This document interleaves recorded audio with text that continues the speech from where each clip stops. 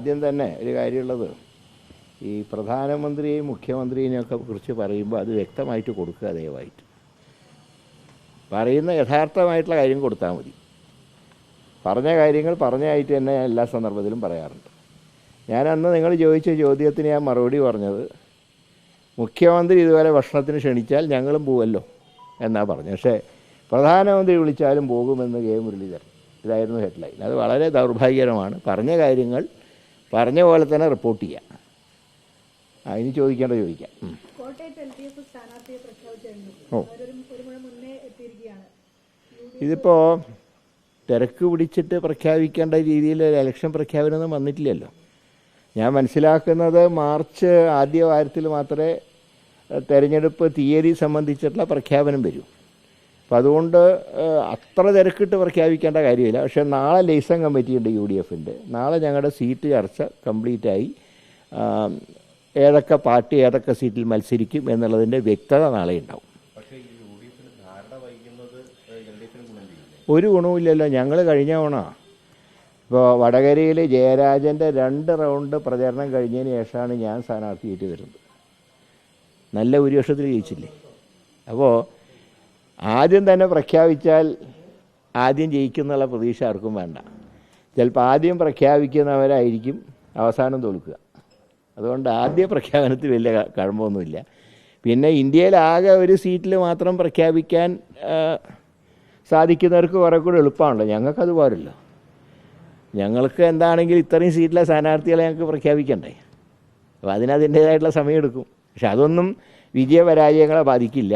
20-20 എന്നുള്ള ടാർഗറ്റിലാണ് ഞങ്ങൾ മുന്നോട്ട് പോകുന്നത്. എല്ലാ കാര്യവും നാളെ തീരുമാനമെടുക്കും.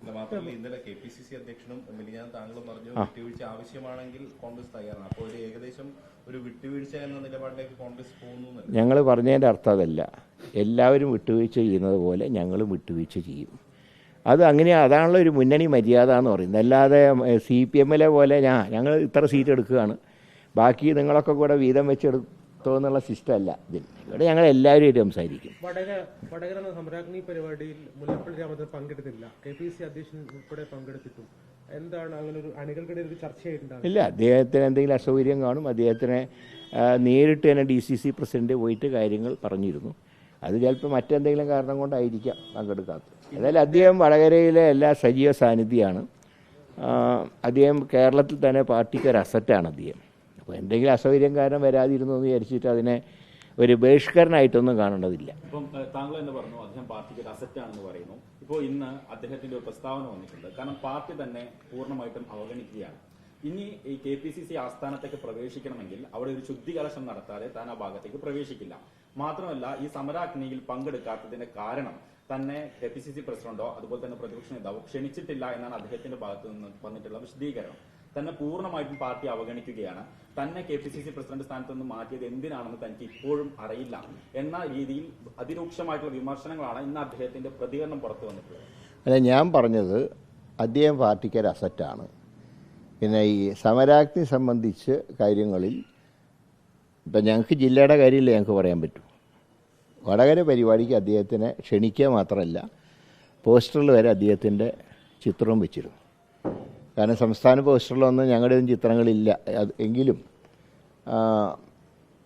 വടകരയിലെ പോസ്റ്ററിൽ നിർബന്ധമായിട്ടും അദ്ദേഹത്തിൻ്റെ പടം വയ്ക്കണം എന്നുള്ള നിർദ്ദേശം കൊടുക്കുകയും അതനുസരിച്ച് ഞങ്ങൾ ചെയ്തു.